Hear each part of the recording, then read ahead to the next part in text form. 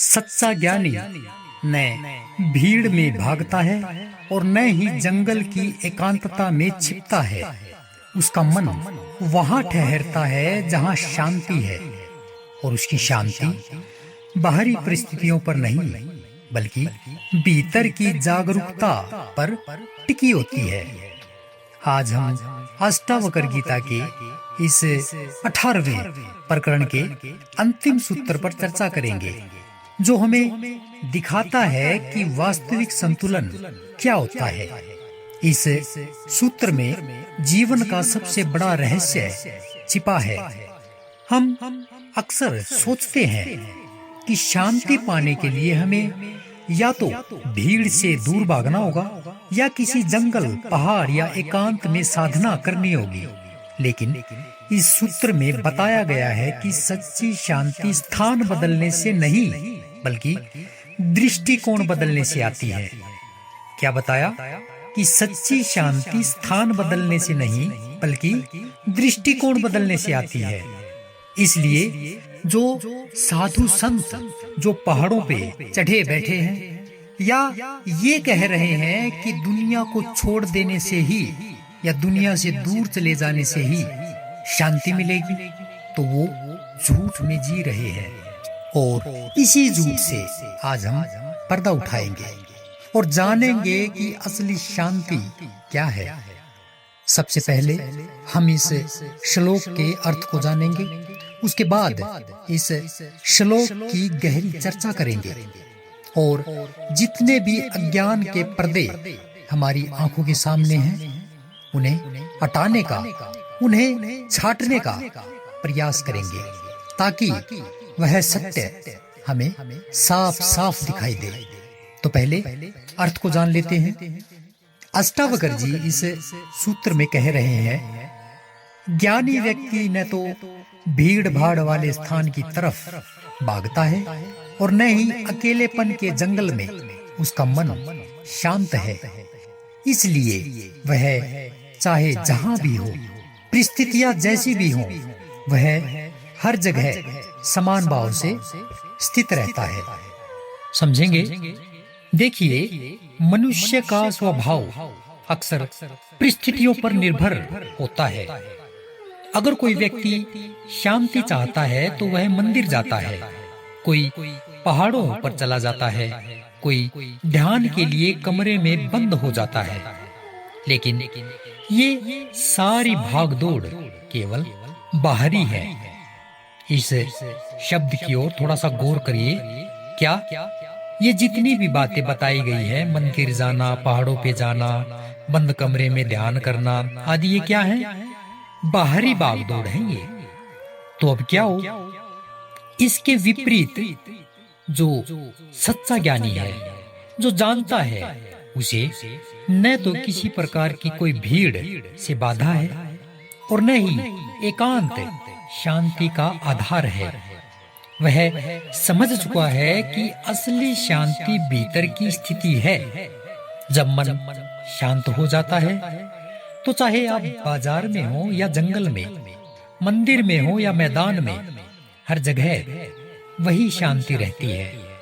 उदाहरण के लिए, मान लीजिए कोई व्यक्ति बहुत परेशान है और सोचता है कि अगर मैं पहाड़ पर चला जाऊं तो मुझे शांति मिलेगी, लेकिन पहाड़ पर पहुंचकर भी वह चिंताग्रस्त रहता है, उसे बेचैनी रहती है। वही विचार उसके भीतर डोलते रहते हैं। बाहर का वातावरण तो बदल गया, किंतु भीतर का तूफान वहीं का वहीं।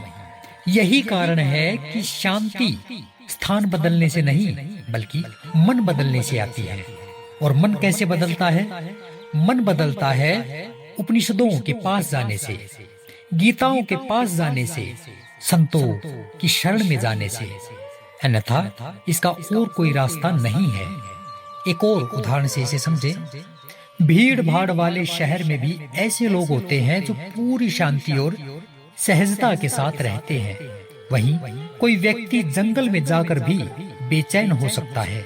यह सिद्ध करता है कि शांति बाहर से नहीं बल्कि भीतर से जन्म लेती है। वही व्यक्ति भागदौड़ करता है जिसे कुछ पाना है, जिसमें वासना और तृष्णा है। वह वासना चाहे संसार की हो या मोक्ष की, है तो वो वासना ही। जिस ज्ञानी ने उस परम तत्व को जान लिया, जिसे आत्मानुभव हो गया, जिसे परम मिल गया, जो मुक्त हो गया, उसकी सारी भागदौड़ समाप्त हो जाती है। उसकी सारी इच्छाएं, आकांक्षाएं समाप्त हो जाती हैं। उसे सृष्टि में एकत्व का अनुभव हो जाता है। एकत्व यानी सब समान दिखता है, कोई भी भिन्नता उसके भीतर शेष नहीं रहती, जिससे उसमें संभाव पैदा हो जाता है। ऐसा ज्ञानी शांत बुद्धि वाला हो जाता है। वह सभी स्थानों पर तथा सभी स्थितियों में समान भाव से अवस्थित रहता है, चाहे वह नगर हो या वन, भीड़ भाड़ वाला स्थान हो या सुनसान स्थान, महल रहे या झोपड़ी, इन सब में उसके लिए कोई अंतर नहीं पड़ता। अज्ञानी भी चुनाव करता है कि ऐसे स्थान पर ही रहूंगा, ऐसा ही खाना खाऊंगा, भिक्षा मांगकर ही खाऊंगा, ऐसे वस्त्र ही पहनूंगा या नग्न ही रहूंगा आदि।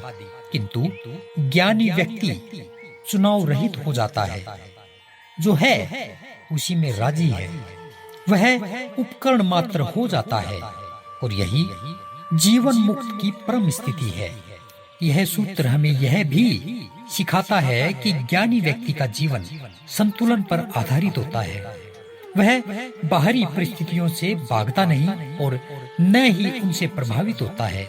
अगर लोग उनकी प्रशंसा करें तो भी वह वैसा ही रहता है, अगर निंदा करें तो भी वैसा ही, अगर उसे शोर मिले तो भी वह स्थिर है, अगर मौन मिले तो भी वह वैसा ही है।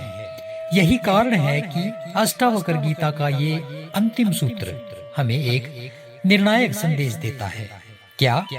कि स्थान नहीं, मन बदलो, भागना नहीं, समझना सीखो। और जब समझ आ जाती है तब हर जगह एक ही शांति का अनुभव होता है। तो मित्रों, मेरे ज्ञान पिपासियों, अंत में मैं यही कहना चाहूंगा कि इस सूत्र में केवल हमारे लिए यही संदेश छिपा है कि सच्चा ज्ञानी न भीड़ से डरता है और न ही एकांत का सहारा लेता है। उसका मन इतना शांत हो चुका है कि जहाँ भी हो, कैसा भी वातावरण हो, भीतर की स्थिरता उसकी बनी रहती है। यही वास्तविक मुक्ति है, यही सच्ची स्वतंत्रता है। तो इन्हीं सभी बातों के साथ कल हम नए प्रकरण में, नए सूत्र में मिलेंगे, क्योंकि अष्टावक्र गीता में कुल 20 प्रकरण हैं और आज हमने 18 प्रकरण पूरे किए हैं। कल हम 19वें प्रकरण में प्रवेश करेंगे और उसके पहले सूत्र को समझने का प्रयास करेंगे। तब तक के लिए नमस्कार।